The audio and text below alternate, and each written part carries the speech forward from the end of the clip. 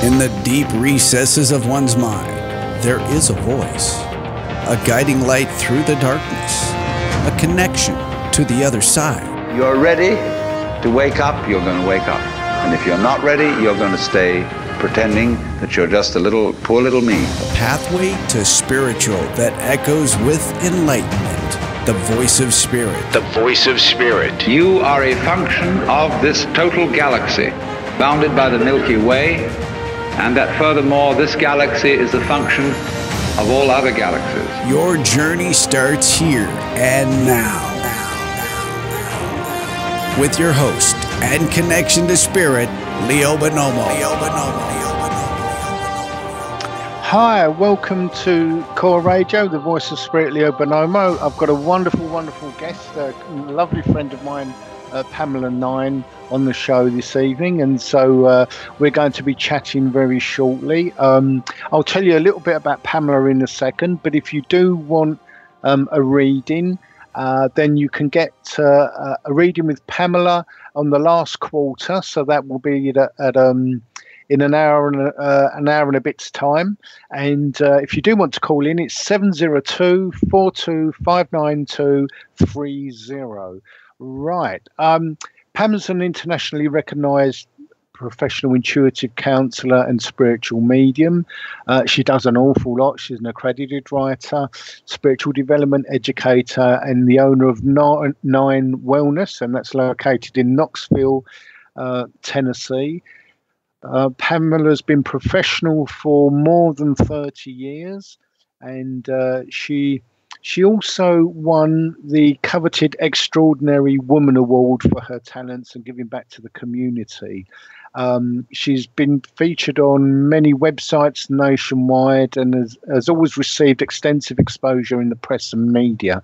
So that's a little bit about Pamela. We're going to talk directly to her now. So, hi, Pamela, how are you? Hi, Leo. I'm doing great. How are you doing? I'm really well, thank you. Yeah, really well. Been looking forward to this.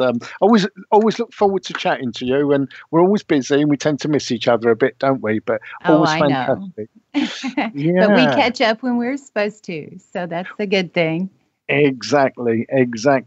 So, apart from what I've just said, tell us a little bit about yourself. Well, I discovered when I was 5 that I was a little different in a good way.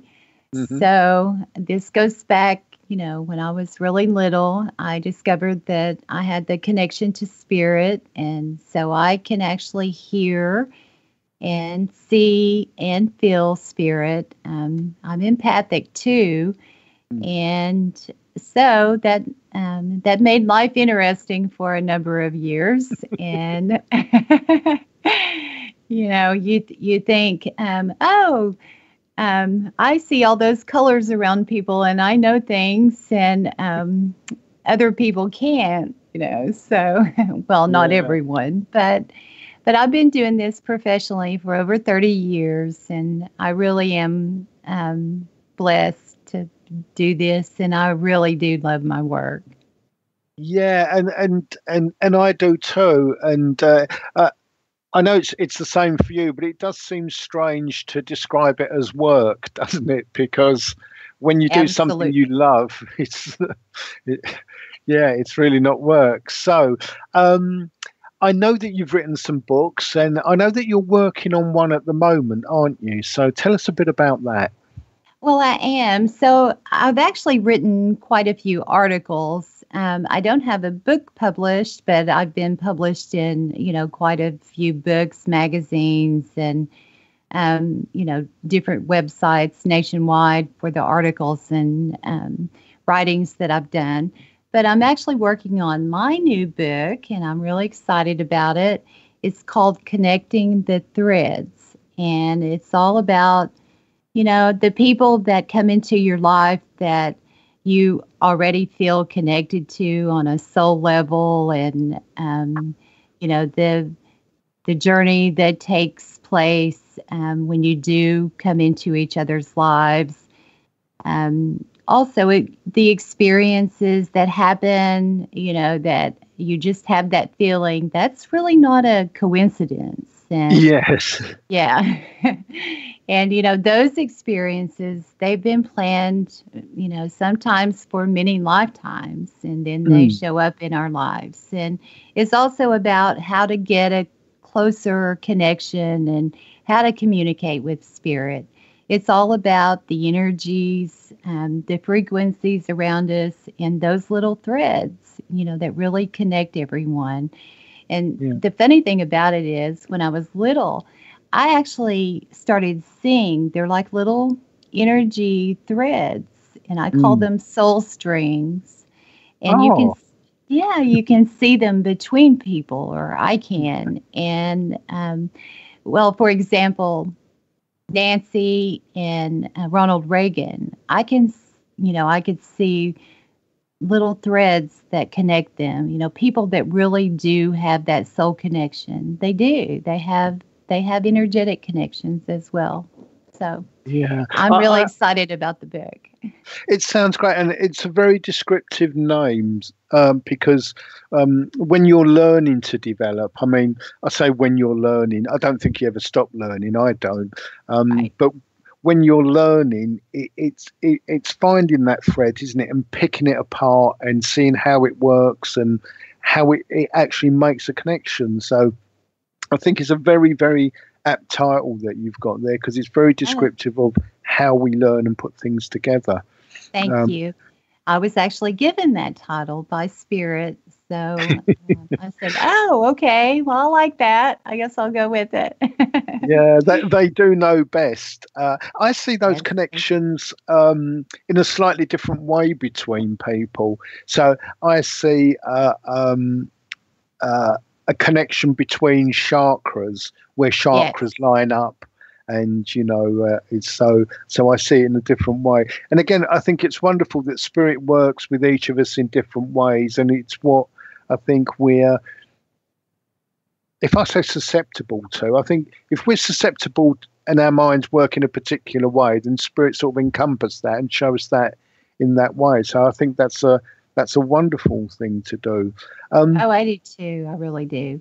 And that goes into, I actually ask, and I do ask because all along my journey through this, spirit has been my teacher. Mm, I had a very dear friend, Bobby Drennan, and we ended up being really good friends. And he was a mentor of sorts, but not really a teacher. I went to and said, oh, okay, now what? yeah.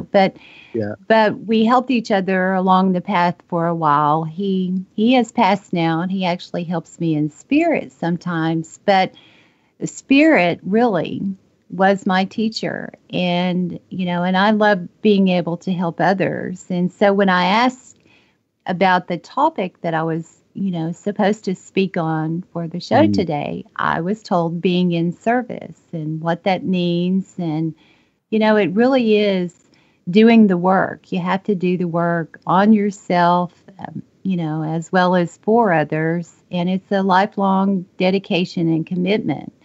Um, mm. I've been doing this for 30 years. And yes, other people, they can wake up one day and say, oh, okay, I'd like to get a closer connection to spirit and start doing the work. But you have to be really dedicated to it. And it is work. It is, and it's surprising how dedicated you have to be, because sometimes skeptics, they think it's all so easy. They have to find ways of decrying this, but they say, well, you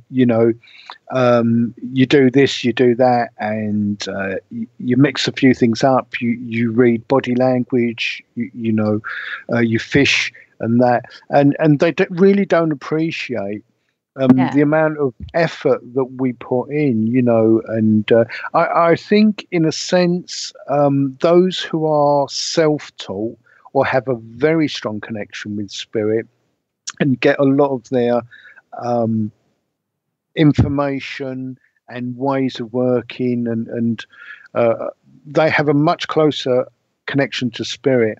And I think if you're taught by spirit and you listen to them and they guide you in the ways that you and they can work together, I do think that's much more effective than just turning up, if you've got a gift, learning through a teacher rather than through spirit more directly. Right, I agree. And so I actually have an apprenticeship program where I work with people one-on-one. I do a 6-month term at a time, and we get together for sessions, and then I prepare a notebook where they actually have lessons and activities and some reading to do on their own time. But you have to do the work. You can't just, wake up and go, oh, I'm going to do this one day. And it is so very rewarding when you do the work. You have to clear the blocks, and, there's so many ways you can get information. And so along with that, you have to discover, what your area of or your forte or, whatever you want to call it is. And then you build that skill. It is a skill, Yeah, definitely. Yeah, I know that you work the same way that I do, because when I do the show, or I'm doing readings or teaching, it's all inspired by spirit, and so the teaching's inspired. So it's very much tailored to that person. It is, yes. And I love the way you work. You're so loving and caring.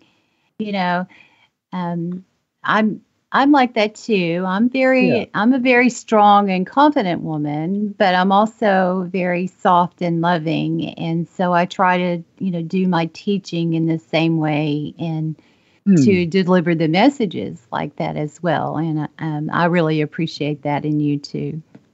Oh, bless you. I do think, there are people where the ego can really break out, and run things. But I do find in the better mediums and teachers, like yourself, where the ego's kept under control. Right.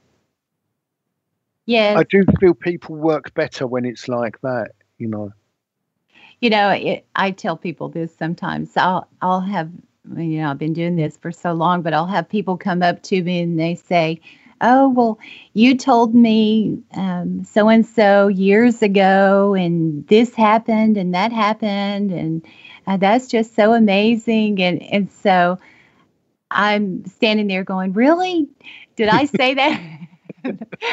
It still amazes me too. And I am truly the hardest on myself of anyone could ever, because I want to do this the right way and through spirit, from the heart. And so I really do try to do the very best I can. I think we have a duty to spirit and to those that we read for, but also to ourselves as well, to do the best. Because a lot of people don't understand that because there are some mediums out there like that they'll filter far too much and they'll change it, with a bias to what they want. And what they don't understand is that if you put people wrong, when we get over, that's a hell of a legacy we've got to straighten out. And not many tutors I know in England and that they don't teach that kind of personal responsibility. One of the spiritual rules, if you like, is personal responsibility. But people seem to count that as me doing something during the general day. But mediums who should know better just seem to think, well, I'll just twist this a bit and I'll alter that a bit. And, I'm not sure I like this person, so I'll just do it this way. And they don't seem to understand. I don't do that. No, we can't afford to, right. And obviously the better mediums don't. But they seem to have a funny way of looking at personal responsibility and then abdicate that when they're doing readings. So it's quite odd. So okay. I have to ask, it's quite a bit different there in the UK, than here in the US as far as spiritualist churches and the acceptance of mediumship and, even schools or tutor, facilities. Even the regions are different. Yeah. They are. They really are. And so that's a goal of mine to come there. And so I hope to accomplish. Well, no, I don't hope. I will accomplish that in That's time. my goal. Yeah. Yes. Manifest. Yes, you know me. Yeah. Well, it'll be wonderful to see you here. Yeah, we do Thank work you. quite differently, and I've got another very good friend, Christine Garnier, a wonderful French medium, and I interviewed her a few weeks ago, and in France, similar to Spain. Similar to Italy, they view mediumship really as being connected to witchcraft and witchery and the dark side. And so Christine can't really talk too openly in the public about what she does because there's that kind of twist to it. So I know that's similar in Italy. In England, it is very different, but I suppose just as a nationality, we all have different temperaments in that sense, and we have different views. And so, yes, it does. I think there is a different emphasis on particular parts with teaching and mediumship in England. Oh, yes, absolutely. And we have that too here in the U.S. I'm surprised I haven't had a stake burned on my lawn over the years. But you know what? I really have had been very blessed with this. I haven't had a lot of negativity. And so I guess in that's spirit telling me I really am doing what I'm here to do. And I think so. And I think when you operate on a particular level, there is that spiritual law, isn't there? Like attracts like. And by the same token, unlike repels. And so you draw those people to you that are a lot like you on the same level, same vibration, or accepting of it. I was in the States, I think it was in 2014 or 15, and I was with a friend, and we were in California, and we got talking to this woman, and I wanted to tell her what I did, and it really didn't feel right. So I thought, I'm just going to hang back. Anyway, my friend was talking about it, and this woman had really strong religious views. And I found out a few minutes later that she was a priest or a pastor to, it was like born again Christians. And I'm thinking, oh, thank God, because she would have had me burned. I know. You do have to be careful. It's quite funny the way these things work out. So, this book, when do you anticipate it being finished? And they can take a long time, can't they? Well, I've been working on it for a while, and my goal is to get it published this year. But it always seems like, Spirit has a different agenda that I do, and I think, oh, I'm doing really good, and I'm at this place that I need to be, and it's like, nope, you need to. You need to do this, and you need to, write about that. So I'm hoping in the fall. So that's my goal. So we'll see what Spirit has in mind. Absolutely. I might be able to help you with that as well. But yeah, it sounds good. I've still got a book which I've been working on for years, and every time I try and get forward with it, there seems to be a hiccup, and I'm quite used to that. My first book, Summerland, was written by automatic writing in 1987, and it was finally properly published in 2014. Oh, how funny. That sounds like me. I'm also writing my story too. So yes, I know how that goes. Well, your Summerland book is wonderful, and thank you for sending it. It's just wonderful. So you should go ahead and put some information out about that, because I love how it's written with the automatic writing, and it really does let spirit come through and give the message that needed to come out. So you did wonderful with that, Leo. Oh, bless you. Yeah, my publisher's always saying to me, you wrote the book, but in that I kind of feel a bit of a fake, because I just happen to be holding the pen. But, right. But that's the way. I mean, that's the way it's supposed to be, And I'm funny about. There's lots of people that channel, and and of course, this is my personal opinion. I know that when I sit down and write, sometimes, it'll just seem to show up on the page, and it's like, oh, okay, well, I guess that sounds good, or yeah, that's great. But I don't do the channeling entities, and I'm real funny about that too.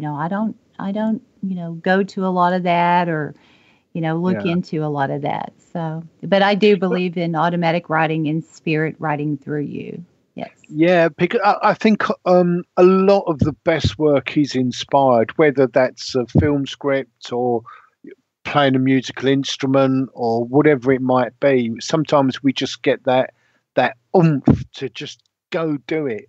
And I know that's when, spirit are inspiring most. And I think it applies to anything that's creative, whether you're I think a painter. So too. Art, and yes, I definitely believe that. Yeah. We're if you want to have a reading by Pamela, it'll be in the last sector, in the last section of the show. And Pamela does prefer, if you're quite specific or you have a question that you want answering, so we can do it that way. And I know sometimes in the States that's the way people like to do it. So that's fantastic. So if you want that and you have a specific question for Pamela about yourself, call us on 702-4259230. And Pamela will be very pleased to answer or give you some information on whatever it is that you need. Yes, so, I look forward to that. Fantastic. Do you do events yourself? I do. I actually have several events coming up later this year, and I know we're getting ready to take a break, so I'll get into those when we get back. But yes, I love my work, and I travel, all over, and so I'm really looking forward to the events that I have coming up. We'll touch on those when we come back. We will. It was marvelously timed. So we'll be right back after this.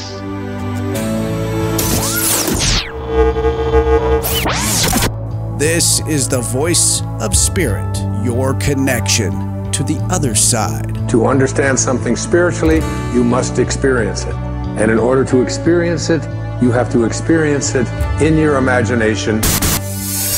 Explore with us by calling 702-425-9230. That's 702-425-9230. Give us a call now. Worldwide callers use Skype name KCOR Radio. Everything that now exists was once imagined. Therefore, everything that is going to exist must first be imagined. Back with your guide to spirit, Leo Bonomo. Leo Bonomo. After these brief words from our sponsors.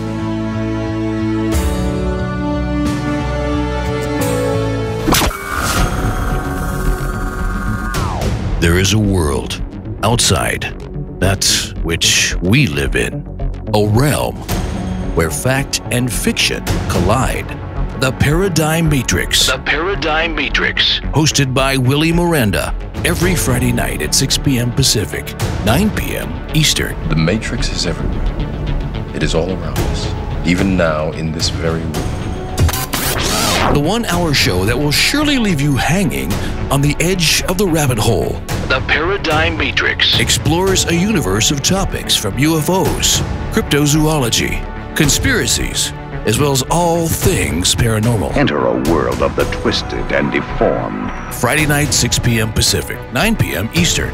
The Paradigm Matrix, exclusively on the KCOR Digital Radio Network, where fact and fiction collide. Thursday nights are about to get weird on the KCOR Digital Radio Network. Join hosts Timothy Beckley and Tim Swartz as they go exploring the bizarre. Jet across the cosmos with two of the most electrifying paranormal researchers in the known universe. Thursday nights at 7 p.m. Pacific, 10 p.m. Eastern. Exploring the bizarre takes you deep within the world of the unexplained. UFOs, ghosts, lost worlds, cryptozoology. It's time to take back the night with hosts Timothy Beckley and Tim Swartz. Exploring the bizarre. Thursday nights at 7 p.m. Pacific, 10 p.m. Eastern. Only on the KCOR Digital Radio Network.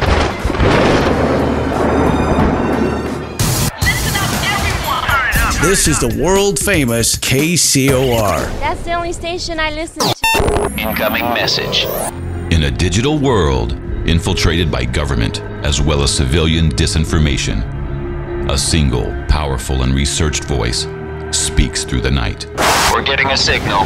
Join Erica Lukes, the host of UFO Classified, as she interviews some of the hottest, sometimes controversial, but always informative people in the world of ufology and the paranormal. They knew for sure that it was an alien craft, and our governments around the world have covered it up. The reason I was taken aboard was because there was no choice. I would have been dead. UFO Classified, 4 p.m. Pacific, 7 p.m. Eastern, every Friday night. Exclusively on the KCOR Digital Radio Network. The truth is out there just waiting to be discovered. But the question is, are you ready for it? UFO Classified, hosted by Erica Lukes, the new voice of the high desert. Exclusively on the KCOR Digital Radio Network.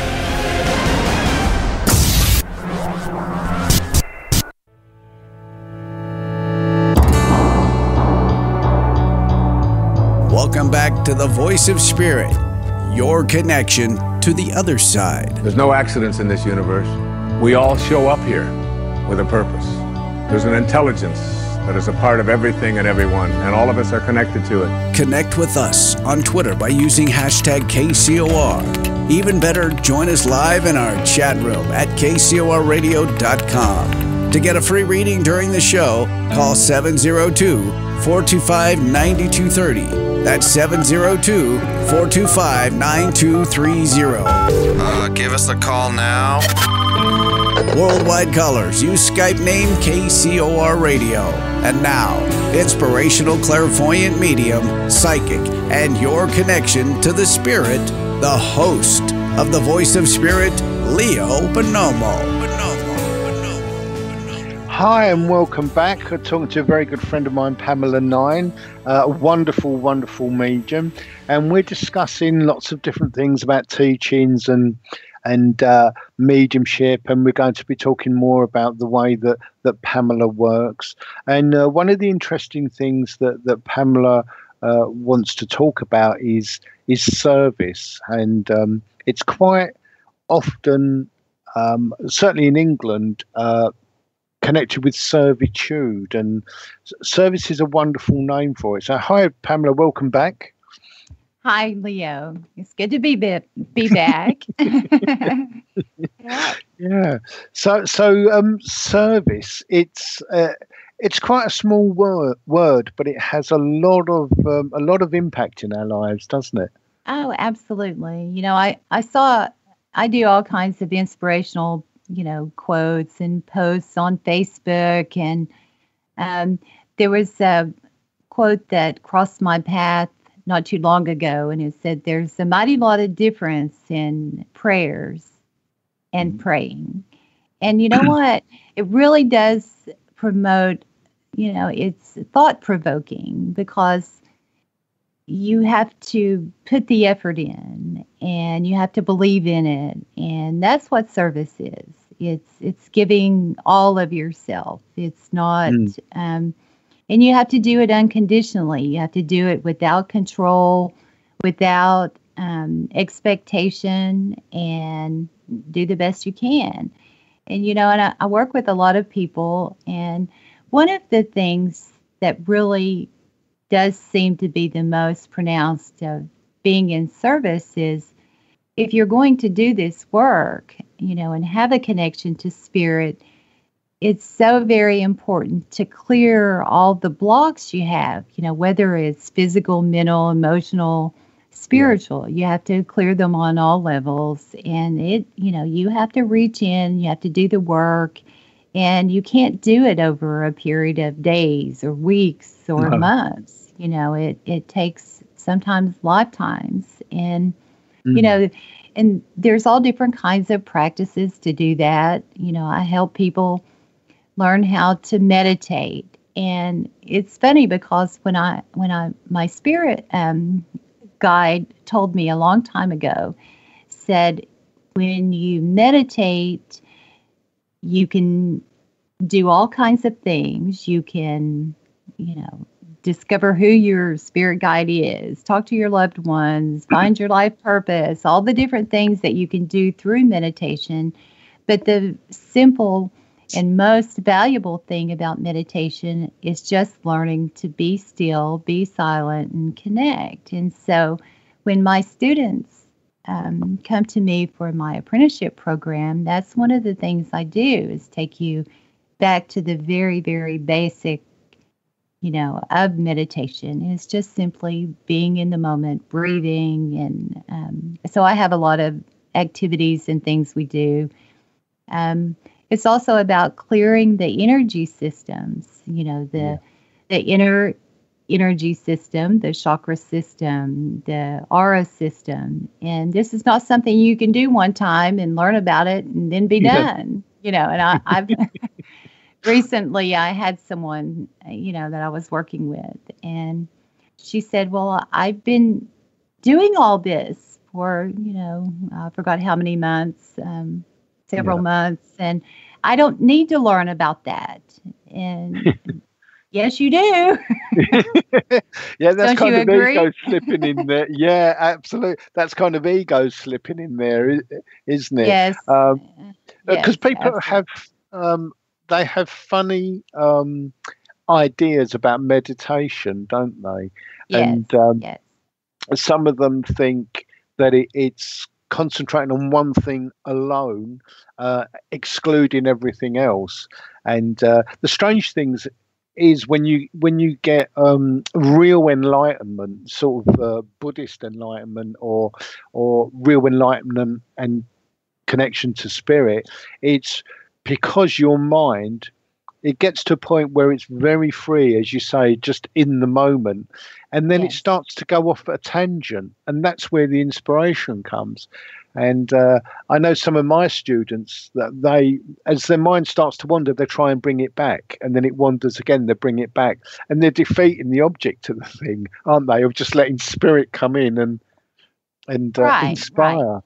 Yeah, I think there's a little, and I'm sure you would agree, a little difference in, if you're sitting and meditating and you hear, the neighbor's car starting next door, you don't want to create a dialogue with that and go, oh, well, that's Larry, he's going to work. I mean, you have to learn how to control ego in that way, but you also have to get a happy medium, no pun intended, but with allowing spirit to come through.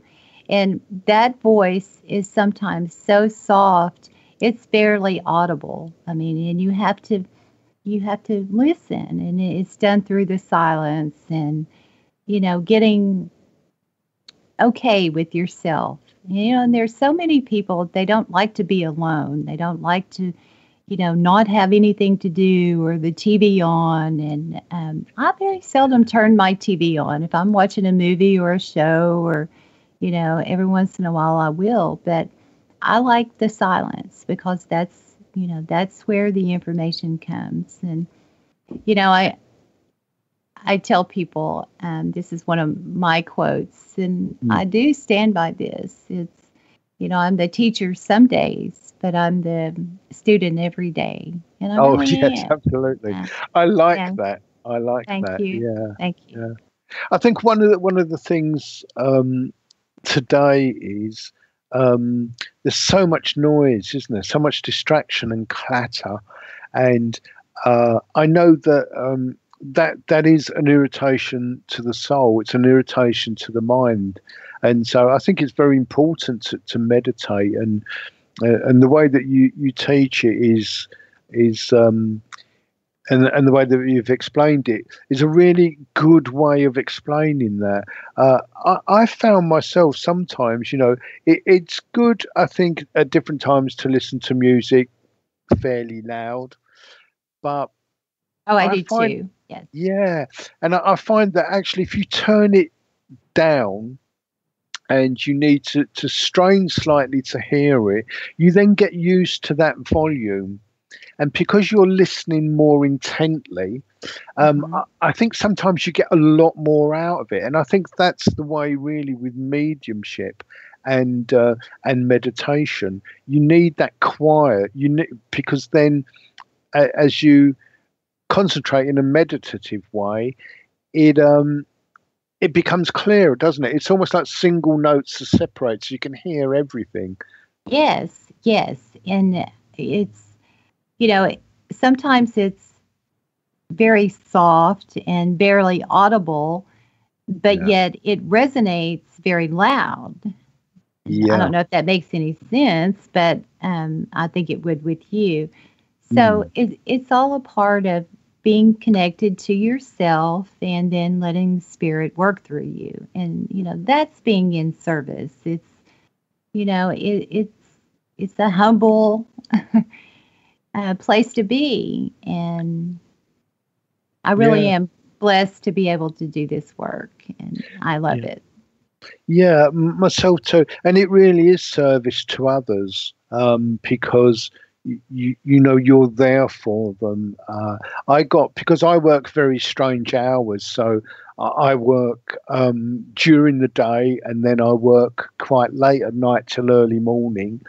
And my students have kind of got used to that. So with my students, I kind of allowed them the luxury, if they knew I was up at 2:30 in the morning and they had a question that they could ask. So I allowed them that luxury. Oh, wow. You're a lot better teacher than I am. I'm like, ooh, don't bother me that late. I'm not sure about that, but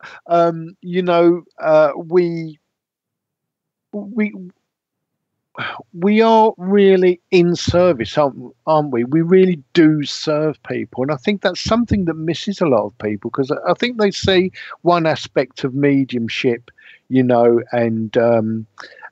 they don't really, I think, appreciate the fact that it is hard work. People depend on us, and we do sometimes get calls at odd hours, even if it's a relative and they go, oh my God, this has happened, and they need us to be there for them. I suppose in a sense it's a very family thing, but I think with mediums, because we're serving lots of people when we do demonstrations and that kind of thing, we extend that very personal service that most people would only feel within families to those people that we encounter. Yes, absolutely. And, I'm like that too. I have people show up in spirit, at all hours of the night, They have no time, do they? They just go, hello. Nope, there's hello. Yeah. Wake up. Yeah.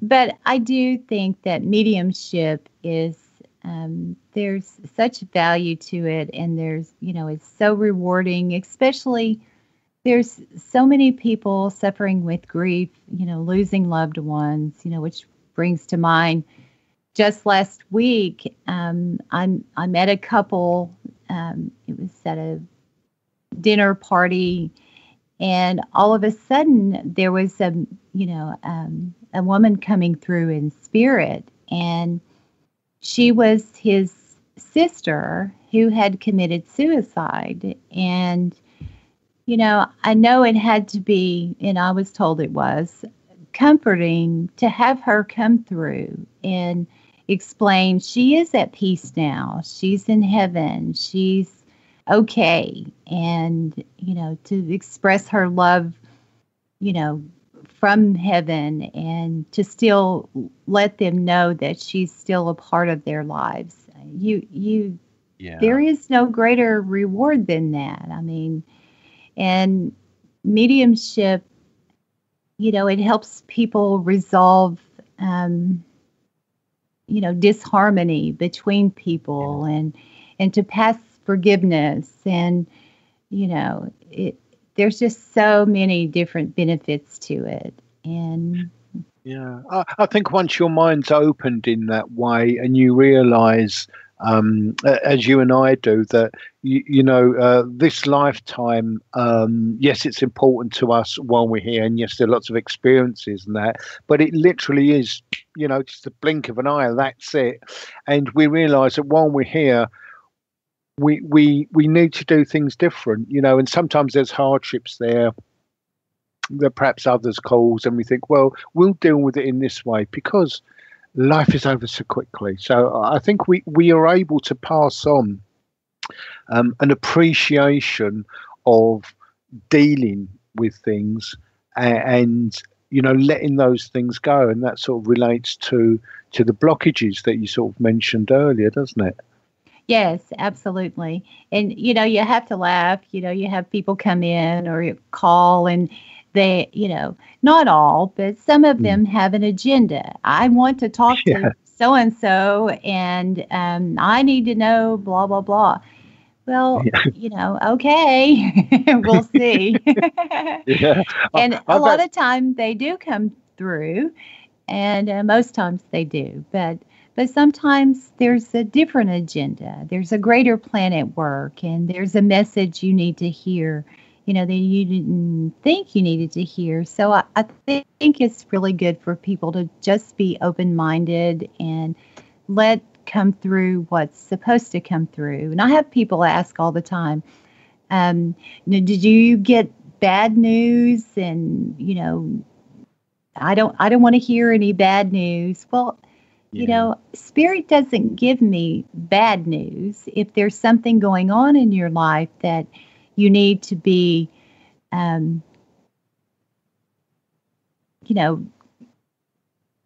more aware of, or right. They're not going to say, oh, so-and-so is going to do such and such, and you need to, do this. Spirit can't interfere with our free will decisions, but sometimes they will, give you messages to help clear things up for you, get you rerouted in the correct path. Yeah, they kind of highlight it for us, don't they? And then we can either make a choice to stamp on the brake or go over the cliff. Right. Yes. As my guides just said to me. I know. How funny. Go over the. Hey, listen, I have to tell you this. This is so funny. So when I was 5, I met my spirit guide. He's Native American, and so I've seen him my whole life, but I've seen him at different age periods. Like he would be young and he has long hair, dark hair. And then I've seen him where he's older. He looks very grandfatherly and very, distinct. And so sometimes he falls off the planet and I'm like, where are you? So that was one of those times. This has been years ago. And so I said, okay, wolf. And the wolf is one of my animal totems. And so anyway, I said, okay, so what do you look like? I've seen you different ways, and you shape shifts. And so he showed me this image of this like horrible looking ghoulish creature, with looked like one of those Halloween masks. And I'm just like, really? And then he starts laughing. And so I said, oh, you actually do have a sense of humor. So they do. And I love that. It's not all, everything's not, so serious. And we're down here to learn and to love and have fun. And, so I have to just give him kudos for that, that ghoul face. And I'm like, okay. That's one thing I really appreciate is they do have a great sense of humour. Yeah. Talking of that, we've got Jerry, and he says, being a medium, are you plugged in 24/7, or what do you do to shut it off, or are we connected all the time? Okay. Do you want to answer, or? I can. I can answer that. If you're open, Jerry, all the time, some mediums do claim to be open all the time. I've got to say, I don't quite believe that. But if you're open all the time, it's a little bit like a battery leak in energy. So you do need to be strict with yourself and strict with spirit. So when I'm working, and when I'm not, I'm definitely not. And so. Right. Yeah, that's how I feel, and I'll have people, come up to me, oh, can you, connect me with so-and-so, and, and you can't stay in that heightened sense of awareness all the time. It's very taxing on you mentally, emotionally, physically. So, I kind of kid around and say, well, I'm off. But you have to have some downtime with it, because it does take a lot. It does. And what we do, Jerry, when we we either have it naturally as Pamela and I do, but people that try, and the way you become a medium is you learn to control the chakras, and if you're not quite sure what those are, do text in again. But we learn to control those. Now, in reality, the chakras never close. I think if they closed, we would have passed over, or certainly we would have taken them from this body, because they're part of our spirit body.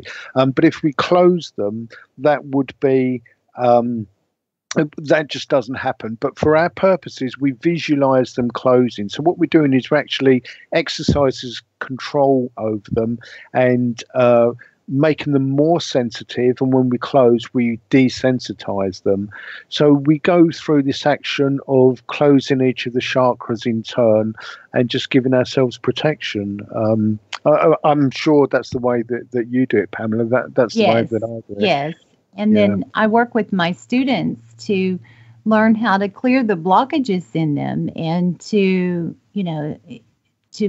they're a part of us. And it's not, you can't just read a book and say, oh, I've learned about the chakras. You have to, it's a part of our makeup. It's our, like you said, our spiritual body, and we have to nurture it and clean it and take care of it just like we do our physical body. And so that's very much part of the practice of becoming a medium, and for the communication, to have that clear channel throughout your whole energy system, and as well as the aura system. We get stuff from everyone, that we're around, and I don't mean to be negative, because I'm not like that, but we do pick up things from people that we're around. And so you do have to go through a clearing process. And one of the things that a friend of mine taught me this years ago, and I still do this, if I feel like something's overwhelming me, or I'm dealing with something, one of the affirmations or mantra, whichever term you want to use, is, I release anything and everything that is not in my highest and greatest good. Now, that's just a little something to help me put it in perspective. That's not mine. I'm not going to deal with that. But there's so much more work to do, and I keep saying work, but, that's what we're all doing here. We're working on ourselves. We're learning and evolving, and That's what we're supposed to do. Absolutely, because it is of experience and improvement, and the purer we can leave here, the better it is, and the more lessons we learn. It's I find that mantra very interesting because there's a friend of mine, and she has, for want of a better phrase, been an exorcist for over 30 years or so, and to help clear really negative energies, she uses a phrase that's very similar, and so I find it interesting that you both kind of have a similar thing that's obviously given from spirit. Right. And I use that with health issues, if I have a headache or emotional, mental things. I use it for everything because it's kind of my one-stop shop to, get rid of whatever. And I'm doing this work along with everybody else. So. Yeah, because I think, what affects us physically and mentally affects us spiritually and the other way around. So I think to have that one-stop shop, because all these things are linked, maybe in slightly different proportions at different times, but they all come back to that essence, don't they? They do. And that's the first step. You put that out, and then you go to the next step of what you need to do to clear whatever you block you have or issue that you're dealing with, and then you take it a step at a time and you just keep going. Absolutely right. Well, we're going to just have a break in a few seconds time, and we'll be back to talk to Pamela. I keep going to say Pamela. My cousin is Pamela, and I keep going to say the Italian way, and I'm tripping over words for tonight for some reason. Fine. We'll be straight back after this.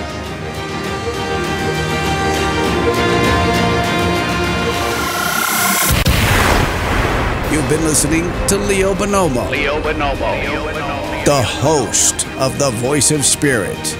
Live every Thursday, 11 a.m. Pacific, 2 p.m. Eastern, exclusively on the KCOR Digital Radio Network.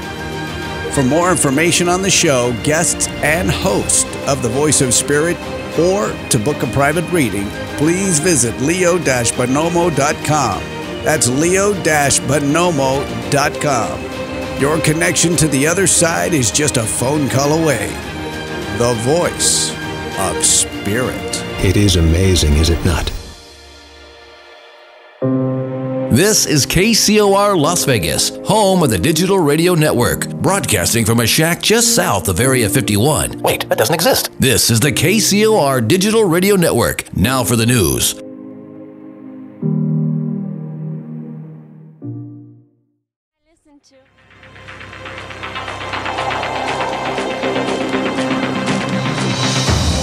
In the deep recesses of one's mind, there is a voice, a guiding light through the darkness, a connection to the other side.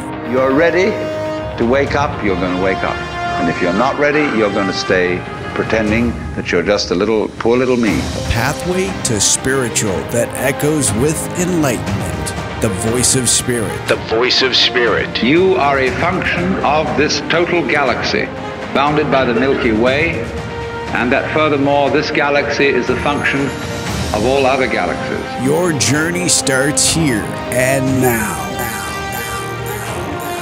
With your host and connection to spirit, Leo Bonomo. Hi, welcome back. We're talking to Pamela 9, and we're talking about all kinds of things spiritual, as you've heard. And if you've just joined us, go to the archive when it's there and listen to the first half of the show. But welcome back, Pamela. We've been talking about some of the blockages that occur, and we have them naturally, as we both know. Some we bring from another life, and some we kind of gain in this life. Yes. But as we develop, they can come from much further back, can't they, as well? Oh, absolutely, yes. You know, we have lots of old souls running around that have, many, many past lives and lessons that haven't been completed. They bring them into other lifetime existences, and then we have an opportunity to address them and clear them and move on to the next. We're here in a constant cycle of evolution, here in the physical world as well as on the other side in the spirit world. So, the more work we can get done here, then, and honestly, I know that there are a lot of souls when they cross over, they are very highly attuned, highly evolved, yeah. Yes, and evolved, and so then they can choose whether they want to come back and be a spirit guardian to someone, or they can merge, in their spirit life and stay there. So, it's all a cycle. Yeah, absolutely. I know this is common to many mediums, and we often say, right, well, when I'm done with this one, not coming back, and sometimes people say to me, what are you going to do when you get over? And that's, well, for the first few 100 years, I'm going to take a rest. Yes. As if you could. And then I don't know, maybe I'd like to be a guide to someone, or just develop another interest and do that.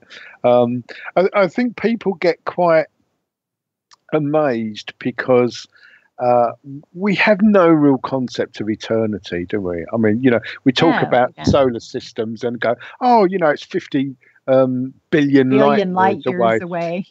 And it trips off the tongue, and we've got no idea. And it's the same with eternity and endless lives and experiences we can have. Because I think a lot of people, again, because we are rooted in time, they think, well, if I die now and then I go to spirit and I incarnate, it'll be the future. But it's not necessarily the case, is it? No, it's linear, and a lot of people, and I say it too, up there, but really, it's more like over there. Yeah. And the first thing I'm going to do when I get there, I'm going to sit down with my guides and the council or whatever, we want to refer to them as, and I'm going to say, okay, now, what in the world was that all about?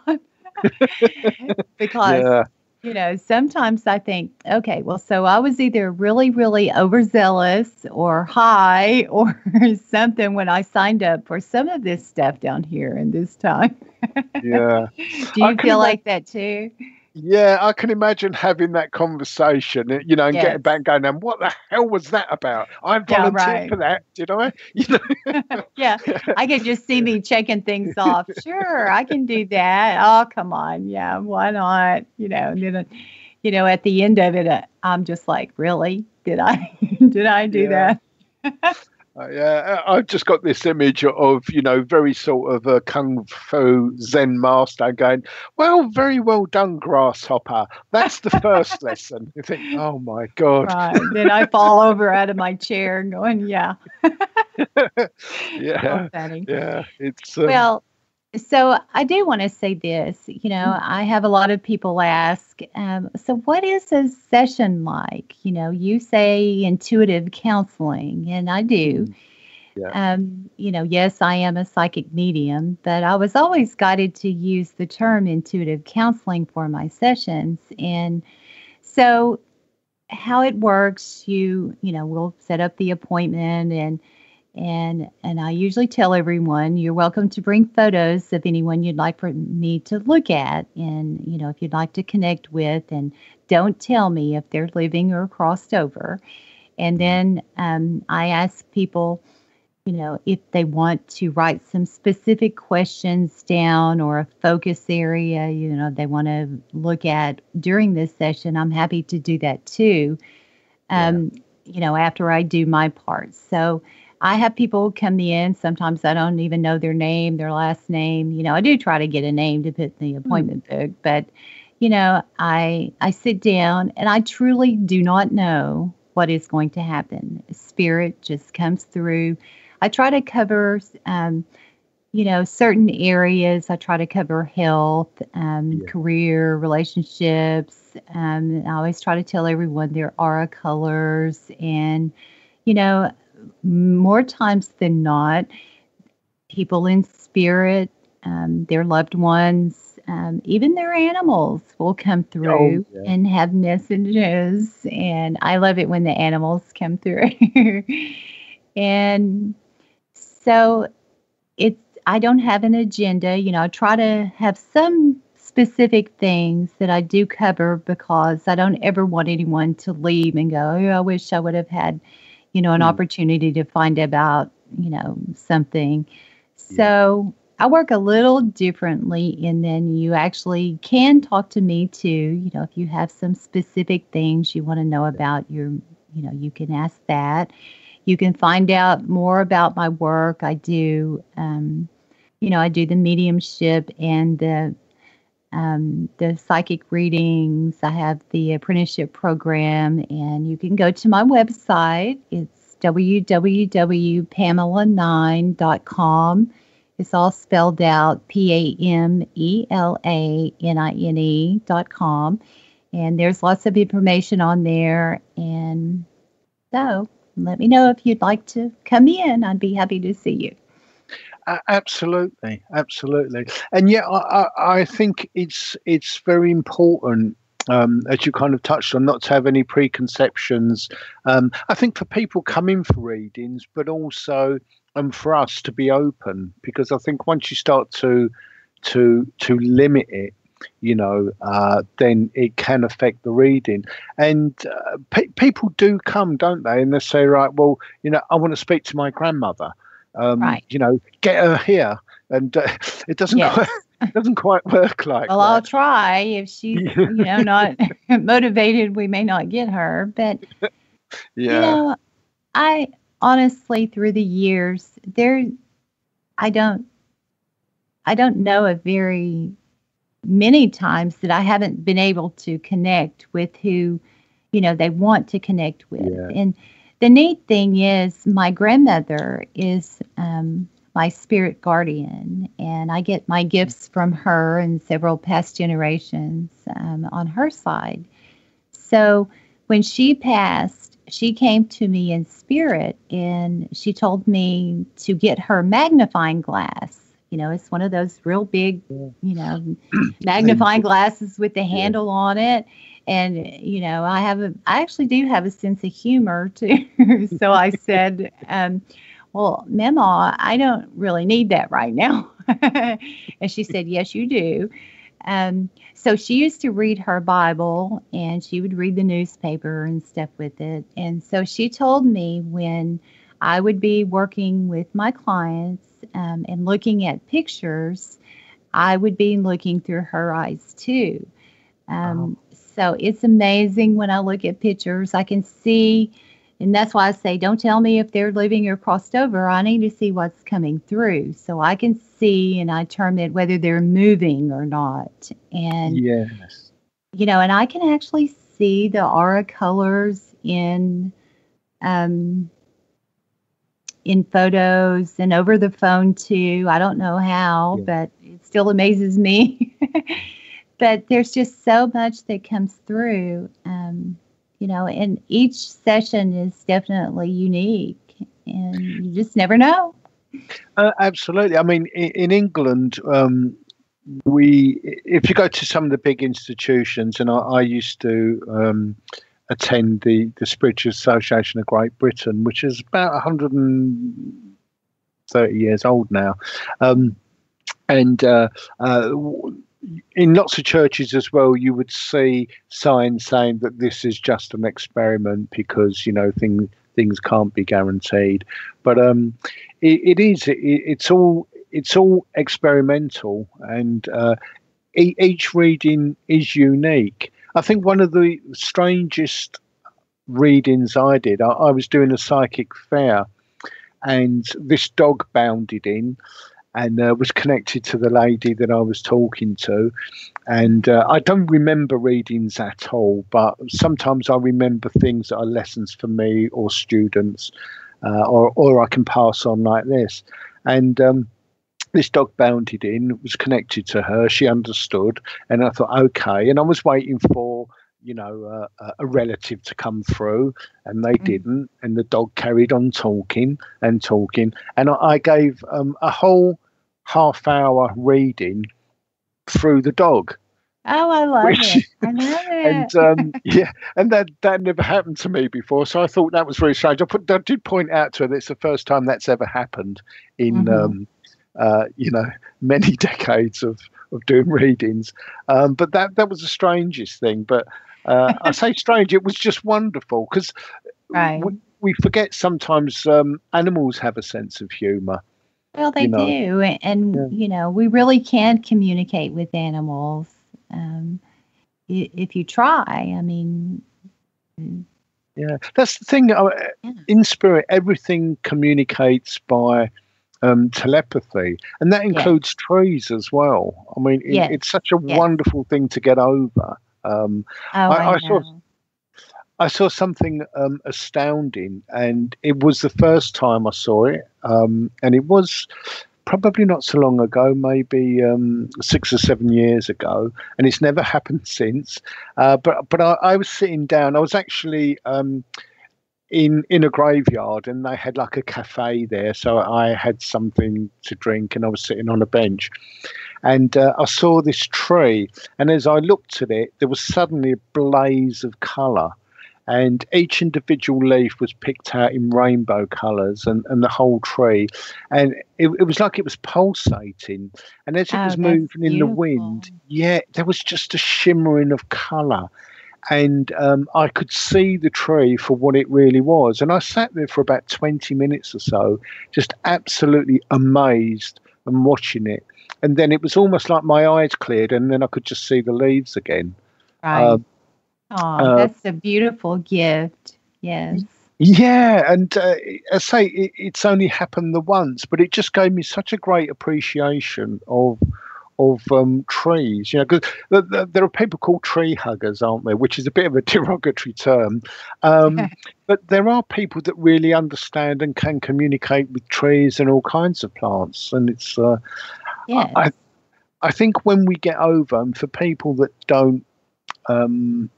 Have an understanding or an appreciation, when they get over, there are some amazing things to witness, aren't there? Oh, absolutely, absolutely. And I'm very connected to the earth. With my Native American, my Cherokee heritage, but my grandfather, he was so connected to the earth, and I love being outside, and it's so healing for me to be in the woods, in the mountains, or at the beach. And I really love the ocean.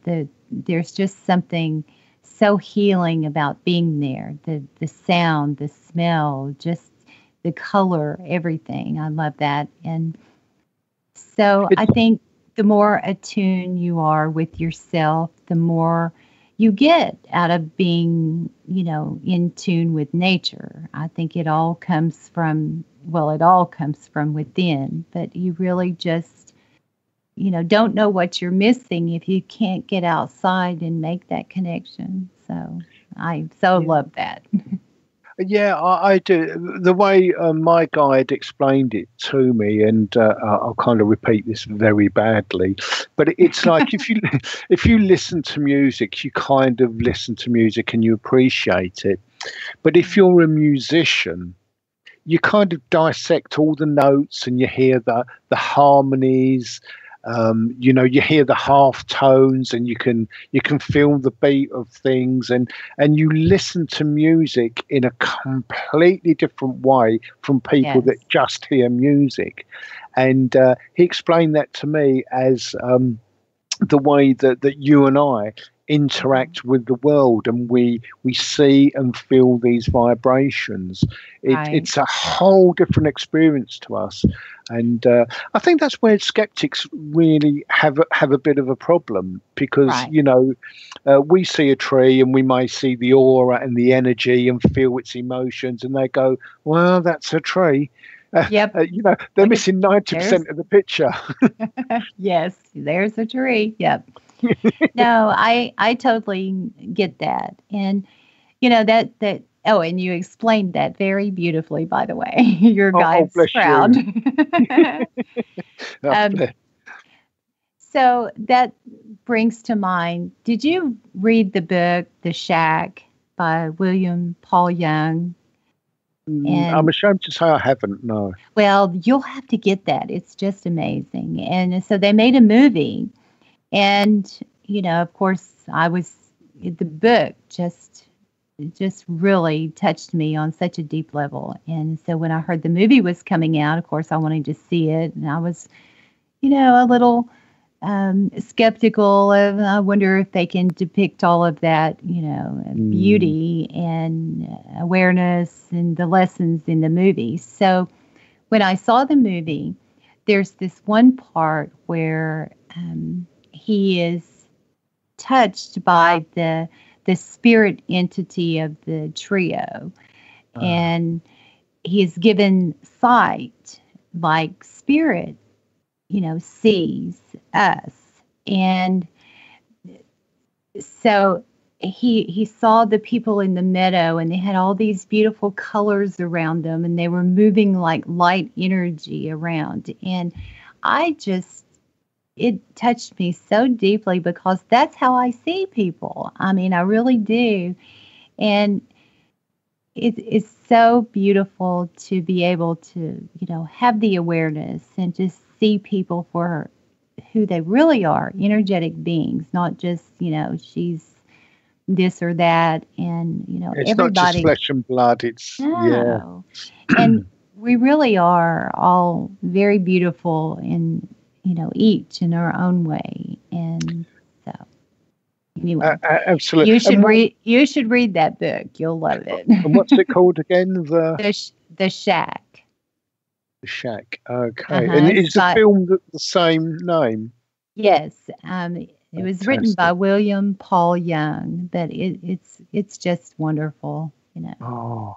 Yeah. And I'm not going to tell you too much about it, because I don't want to ruin it for you. But, thank you. There are some films that really kind of touch me. I knew within 10 minutes of watching the film Ghost that was written by a medium. There's a wonderful one called What Dreams May Come with Robin Williams. I love that. I have that one too. And one that really stands out to me too, Avatar. Not so much the blue people and all that, but their concept of the respect for the animals that they kill, and the tree. Oh my goodness. I sat in the movie theater and I saw that tree, and I couldn't help it. I had tears just rolling down my cheek. I know that movie was channeled.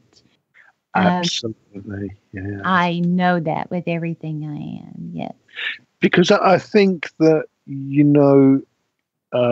America certainly, but I think humanity has lost an awful lot in the decimation of the Native American, because there is so much that they can still teach us, about the earth and connecting with the earth.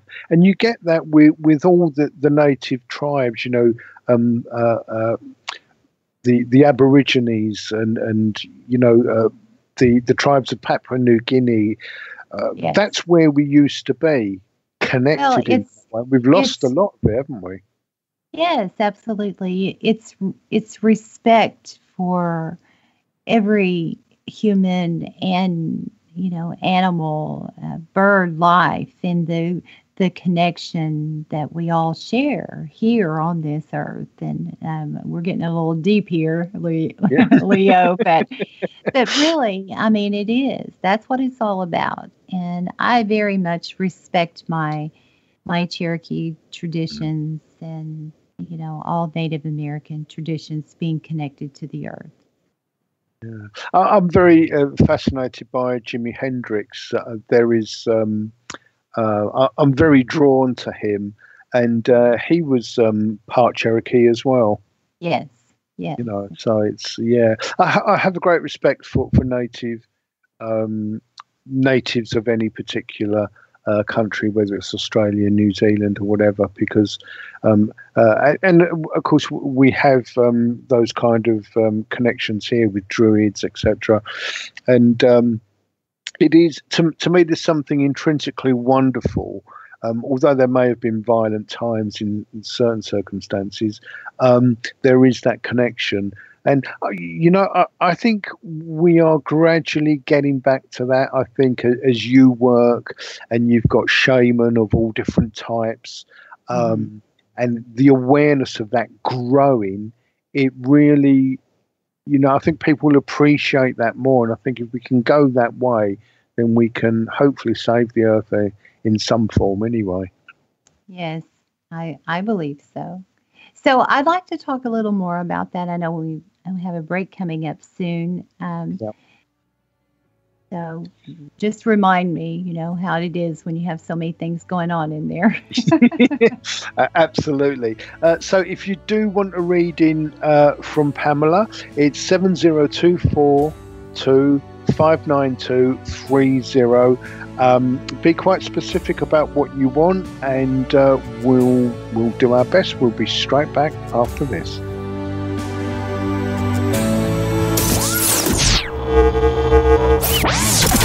This is the voice of spirit, your connection to the other side. To understand something spiritually, you must experience it. And in order to experience it, you have to experience it in your imagination.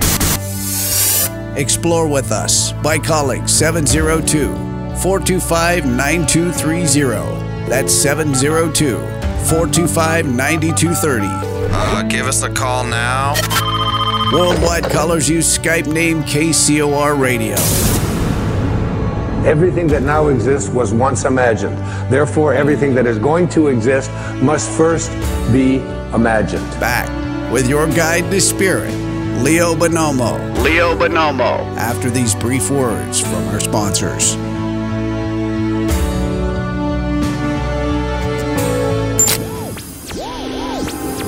"1 Million Miles Till Midnight."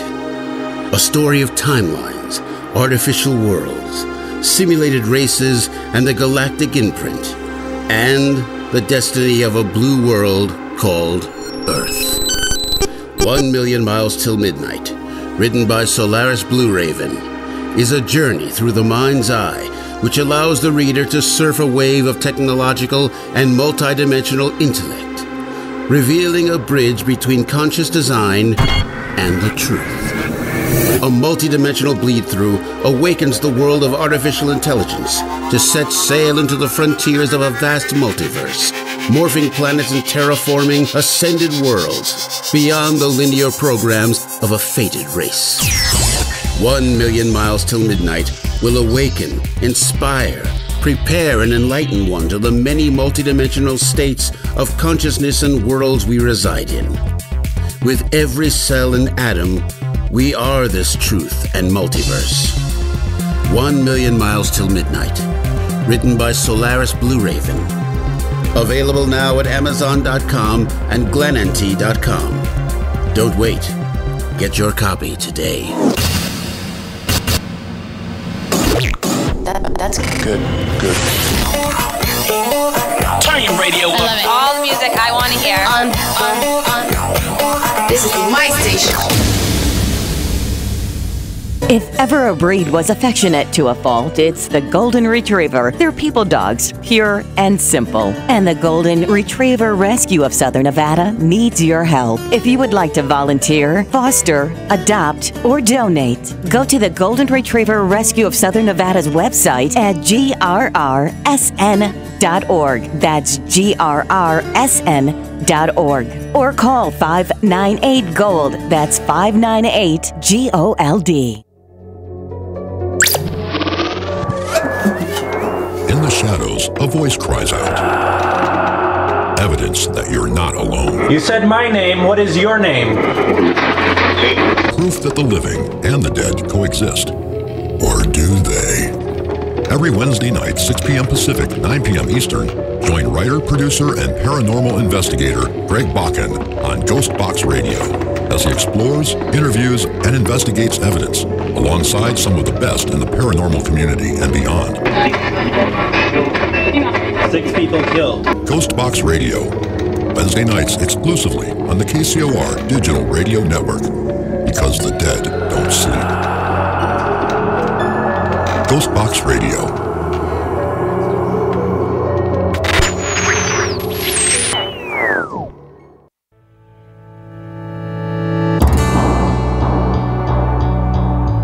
Welcome back to the Voice of Spirit, your connection to the other side. There's no accidents in this universe. We all show up here with a purpose. There's an intelligence that is a part of everything and everyone, and all of us are connected to it. Connect with us on Twitter by using hashtag KCOR. Even better, join us live in our chat room at kcorradio.com. To get a free reading during the show, call 702-425-9230. That's 702-425-9230. Give us a call now. Worldwide callers, use Skype name KCOR Radio. And now, inspirational clairvoyant medium, psychic, and your connection to the spirit, the host of the Voice of Spirit, Leo Bonomo. Hi and welcome back. If you're wanting a reading, don't be shy. You can get us on that number that's just been advertised. And if you want a private reading, you can get Pamela on www.pamela9, that's PAMELANINE.com, and you can go straight to the site and have a reading there. So if you can call and you want to do, or you can get us in the chat room as in the advert. So welcome back, Pamela. It goes so quick, doesn't it? A couple of hours. I know, it really does. Absolutely. So real quick, I just want to put this out there. I have some upcoming events, and then I'm adding some things too. But currently I have an expo. It's called the Crystalline Light Expo here in Knoxville. It will be on March the 24th at the Rothschild Convention Center. And I will be doing intuitive counseling sessions there. And then I've actually very honored to do the New Horizons Expo, which is in let me see, I think it's in Navarre, Florida.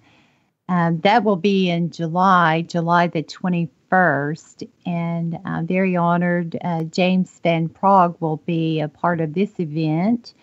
And then I'm planning some other events that I'll be doing in different states. And so I'm really looking forward to, the rest of the year and how things are unfolding.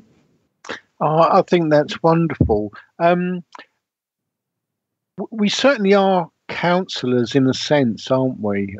Yes. I used to describe us as agony aunts because I suppose that's another phrase for it, because a lot of mediums have hard lives, don't they? And we learn by those experiences, and they come in useful, don't they, in our work? Absolutely. Yes, true. That's very true. It's almost like that path is a little more difficult by design for some reason. I think it's to give us a broader appreciation on lots of levels, I do too.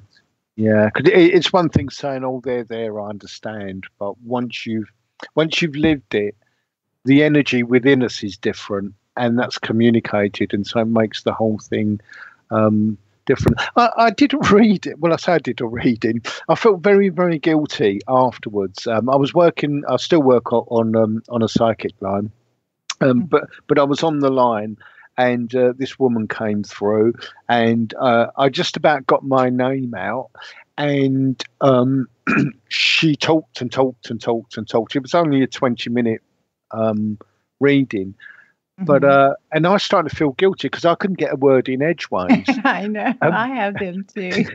And at the end of it, she went, "Oh, thank you. You're so wonderful. You've been such a great help." And the phone went down, and I'm thinking, I didn't say anything. I didn't say anything. I can't charge for that, you know. And I started feeling Right. really, because the company charged, and I was getting paid anyway, and I felt really rotten about it.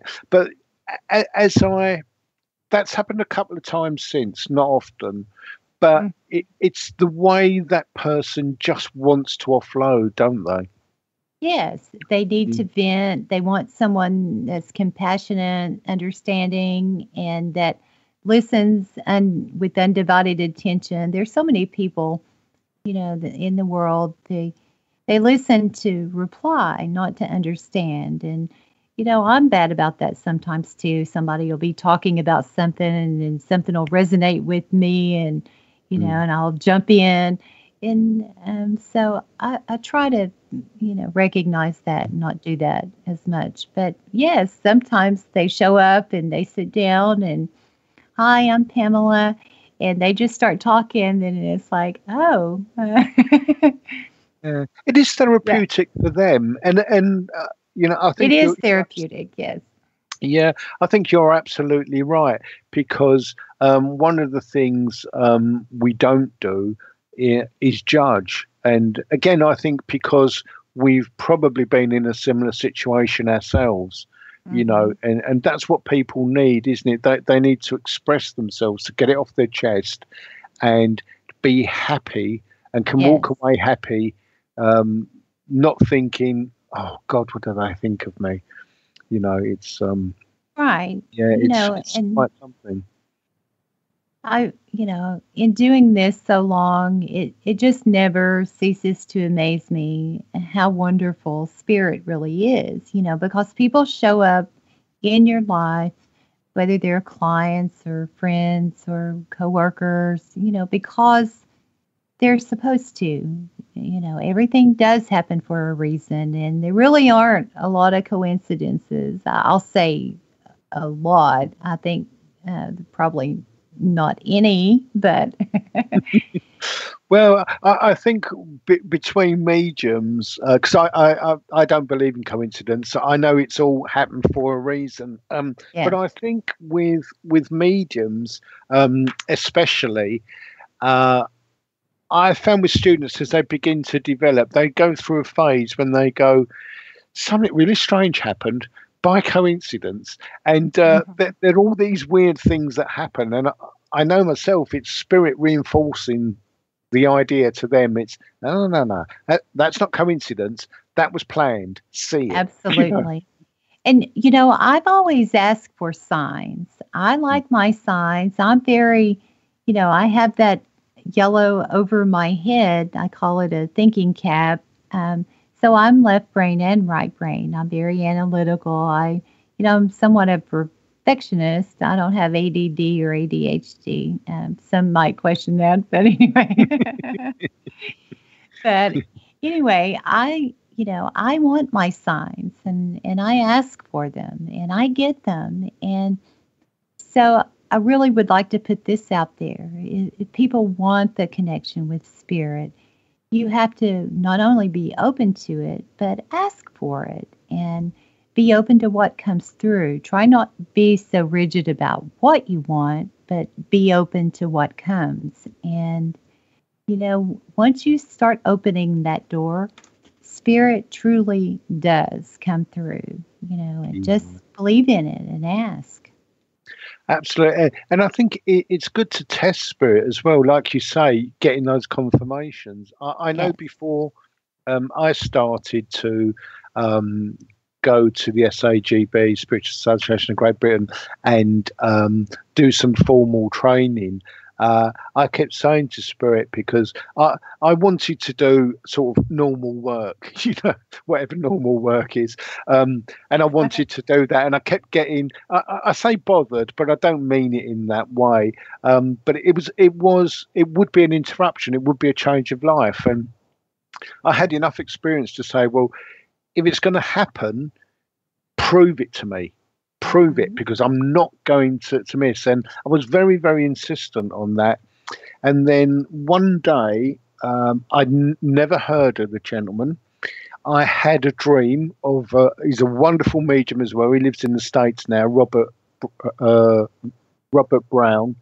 I do apologise for that. Robert Brown. And I had this image of him, and he said, you need to go to the SAGB. You need to go there, and you need to talk to a lady called Jerry March. She runs a circle. Well, I got there, and I said, I need to speak to Jerry March. I'd like to join the circle. And she interviewed me, and she didn't take me straight away.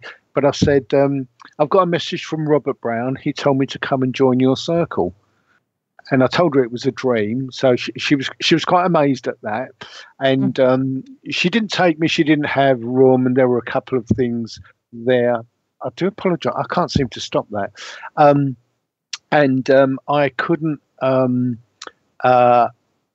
join at that time, but I actually joined Robert Brown's circle. But, you know, eventually, so he was there as well. But it's very important, I think, to say, you know, if you want me to do this in your life, Spirit, or you want to show me things, you know, that you have to, you do have to insist, and you do have to say, prove it to me. You have to test Spirit, and then you'll find the most wonderful evidence coming back. You do, and I get signs, you know, in so many different ways. My grandmother sends me pennies, and we have a 4-leaf clover connection, and then my dad sends dimes, and I get feathers from Spirit, and you know, my totem animals show up, and I just so many different ways. And it's funny. I ask for, you know, like if I'm asking for something, and I'll say, okay, so I want to see a light go off. Well, they think I'm a nut at the grocery store because I buy light bulbs so much. And I'm not kidding. I've been asking for that same particular sign, and you know, my kitchen light's off right now, and so if you ask for them, you really do get them. You just have to be open to it. You know, you can't be so rigid with them. You know, I've been doing this for a long time, so I do ask for some specific things sometimes, but just ask and be open. Yeah, I think, you know, it's something we need to do, because then again, it proves to us, doesn't it, that that they're there, and that they are listening, and they do care, and you know,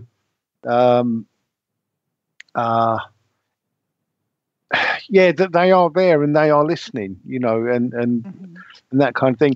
We've got a chat, a call in again from Jerry, and he says he's listening at work. He said, I was hoping for a promotion and it didn't come through, so contemplating a career move. Does Spirit have any thoughts and time frame with this?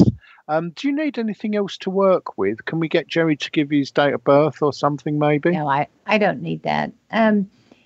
So, hi, Jerry, if you're listening at work. So it feels like that promotion didn't come through because that's really not what you're supposed to be doing. And I do feel like there's a career move coming up. I think you're going to start in one direction and then kind of get sidetracked and realize, no, that's not really what I want to do. And there'll be something else open up for you. I think it begins in the next 3 months, but doesn't really finish out. And I'm hearing 3 and 6. So I'm thinking it's between 3 and 6 months. And so again, I'm being guided to say, you have to listen to your heart. You have to tune everyone else out, and, you know, don't listen to, you need to do so-and-so, or, you know, oh, do that.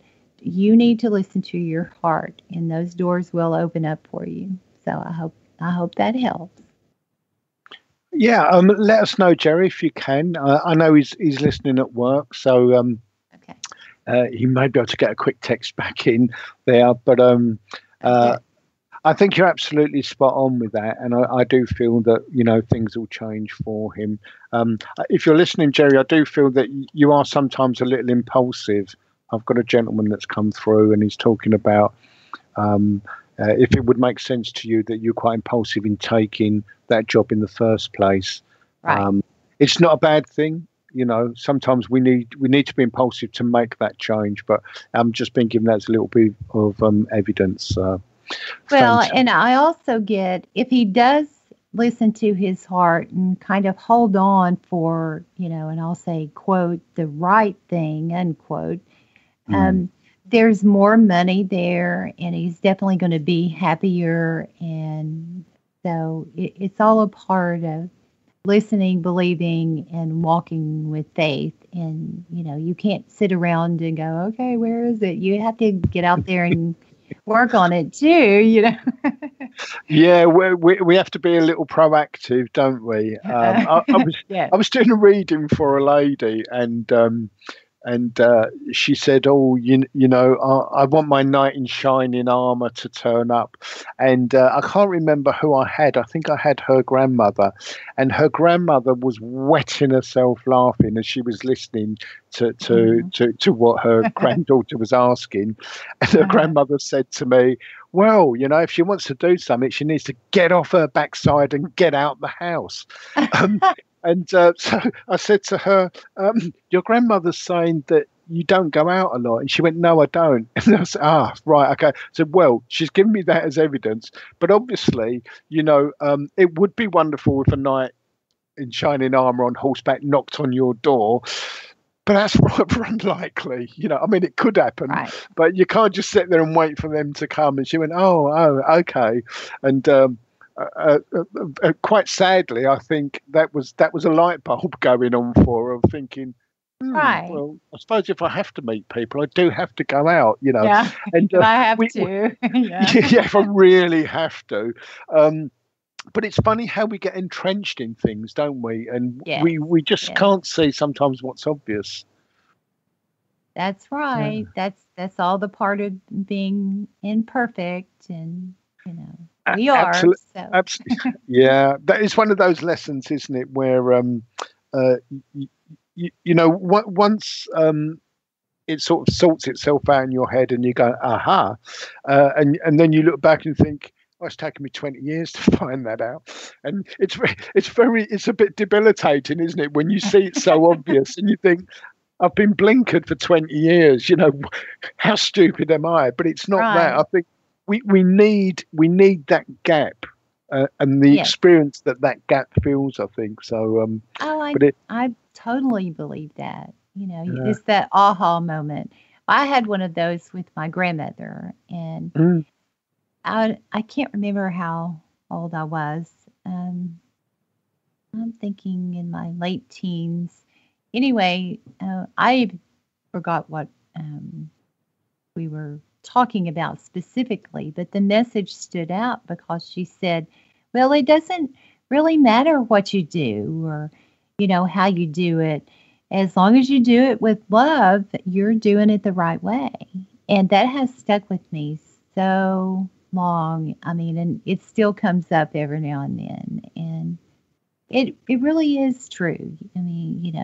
You have to put your effort in, and you have to, do it with kindness and love. And yes, we are imperfect, and, we lose tempers and say things we shouldn't say. And, I do that too. And yes, I'm still a student. Right. But it is true. If you really do try to do things with love, that is the best. And I do believe that. So thank you, Mema, for that wise advice. I'm trying to adhere to it. Yeah, it's difficult at times, isn't it? The old human nature kicks in a little bit. Yeah. I remember many, many years ago, my guide saying to me, I think it was on a blog, and it just kind of spilled out as I was blogging. And it said, in many years' time, scientists will see that the smallest compartment, you know, if you go past atoms and things like that, that the smallest molecule is light. And, you know, we're gradually discovering that, you know, and confirming that more and more. But I think once we go beyond that, it is just the pure energy of love. And, It is. you know, as wonderful as that is, it's a very small word to encompass everything that exists. But it is, you know, I know we were created in love, and you know, our creator is watching us stumble and learn these lessons through love. And then when we complete this journey here, we return to that love that we were created in. I need to write that down. Leo, can you? I'm kidding. But seriously. I get that. You know, something spills out and I think, oh, I must remember that. And then I don't, because it's in the middle of a reading. I know. Hey, wait a minute. Look, can I write that down? Yeah. But it is true. It really is. You know, and I say this, you know, we're all learning the greatest lesson, which is how to love ourselves and others the way that God loves us. And you know, and I use the term God, Father, Creator, Universal. You know, it's all one and the same to me. And it is, you know, if you look at all religions, the basics are the same. I think where religions have gone wrong is man, basically. We've interfered, and then we start to put in a few little man-made rules because it suits us, you know, and suits the time. And yes. We need to do a whole show on that, Leo. Absolutely. Yeah, we could very easily do that. Yeah, it's again, because it's such a big subject. You know, I mean, the strange thing about religion, whatever religion it might be, but it's all about or should be about love. But quite often it's about power. My religion is right, and if you don't like it, we're going to go to war. Right, it's about power, which is yes. And which is a very sad thing. But I think we'll eventually get there. You know, so many people are having experiences, aren't they, of near-death experiences. And I think the wonderful thing, we're all talking about it now. And years ago, where it would have been very much hidden, it's much more in the mainstream media now. And so I do think there are a lot of people that are becoming more aware, and and the more we talk about is it, raising. Yes, absolutely, and the more we talk about it, the more common it is, and we don't feel like we're again. Sorry, my guy said we don't feel like we're one sandwich short of a picnic. You know? That's true. Very English term that, but yeah. So it's been fantastic talking to you again. Thank you. You're a lovely, lovely lady and a lovely, lovely medium. Before we go, if you do want to contact Pamela, it's www.pamela9, as in NINE, all one word, .com, and you can contact her there. Do look out for some of the events. I think the site's got to be updated a little bit, hasn't it? But if you're missing any of that, of course, you can go to the archive and play that part back. So absolutely. And I'm on Facebook also. It's just do a search for Pamela 9, and you know, I have everything on Facebook too, and I'd love to have you. So, and Leo, I always love our shows. I have immense respect for you and your work, and so thank you very much for having me. Thank you. It really is my privilege. You know, I'm just a very small cog, But as someone said, well, if you take that cog out, but I'm not sure. They'll find somebody else. But anyway, it's fantastic, Honey, to talk to you again. Really, really love it. So once again, if you want to talk to Pamela, either on Facebook or on her website, get in contact with her, have a fantastic reading, catch up with her at events, you can do that at www.pamela9.com. So, any last things you'd like to say? We've got a few seconds left. Just everybody keep doing the best you can, keep believing, and I'll be doing the same. Fantastic. God bless. God bless. Bye-bye.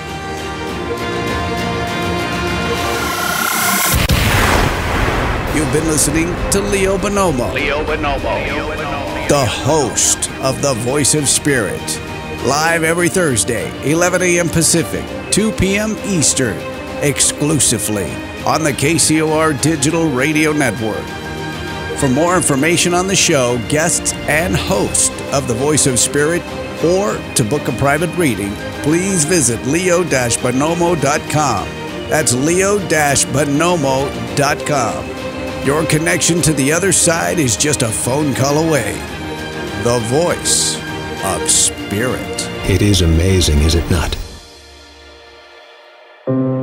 This is KCOR Las Vegas, home of the Digital Radio Network, broadcasting from a shack just south of Area 51. Wait, that doesn't exist. This is the KCOR Digital Radio Network. Now for the news.